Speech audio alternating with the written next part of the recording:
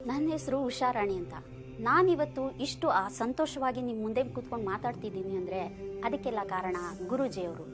ನಾನು ಪಟ್ಟ ಕಷ್ಟ ಅಷ್ಟೆಷ್ಟಲ್ಲ, ನನ್ನ ಯಾವ ಶತ್ರುಗೂ ಈ ಥರ ಕಷ್ಟ ಬೇಡ. ನನಗೆ ಆಗಾಗ ಹುಷಾರಿರ್ತಿರ್ಲಿಲ್ಲ, ಏನೋ ಒಂಥರ ಸುಸ್ತು, ನನ್ನ ಮೈಯೊಳಗಡೆ ಯಾರೋ ಬಂದು ಸೇರ್ಕೊಂಡಿರೋ ಹಾಗೆ ಅನುಭವ ಆಗ್ತಾಯಿತ್ತು. ಸರಿಯಾಗಿ ನಿದ್ದೆನೇ ಬರ್ತಾ ಇರಲಿಲ್ಲ. ಯಾಕಪ್ಪ ನನ್ನ ಲೈಫಲ್ಲಿ ಹೀಗಾಗ್ತಾ ಇದೆ, ಏನಾಯಿತು ನನ್ನ ಲೈಫು ಅಂತ ಹೇಳಿ ಕೊರಗಿ ನನ್ನನ್ನು ನಾನೇ ನೋಡ್ಕೊಳ್ದಿರೋ ಆ ಸ್ಥಿತಿಯಲ್ಲಿ ಬಂದ್ಬಿಟ್ಟಿದ್ದೆ. ನಮ್ಮ ಯಜಮಾನ್ರು ದೇವರು ದೇವಸ್ಥಾನ ಅಂತ ಹೇಳಿ ಎಷ್ಟು ಸುತ್ತಿದಾರೋ, ಕೊನೆಗೆ ಬೇಸತ್ತು ನನ್ನ ಮೇಲೆ ಜಗಳ ಮಾಡೋಕ್ಕೆ ಶುರು ಮಾಡಿಬಿಟ್ರು.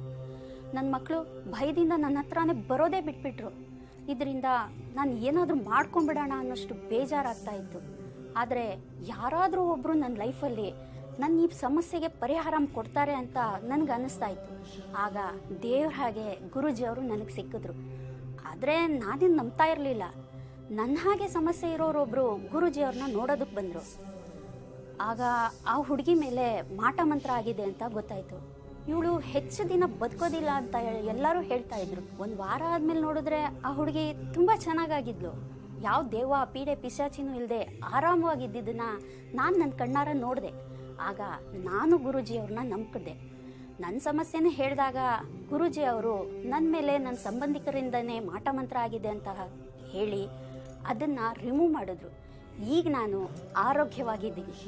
ಇದಕ್ಕೆಲ್ಲ ಕಾರಣ ಗುರೂಜಿಯವರು. ಅವ್ರಿಗೆ ಥ್ಯಾಂಕ್ಸ್ ಹೇಳೋದಕ್ಕೆ ಇಷ್ಟಪಡ್ತೀನಿ.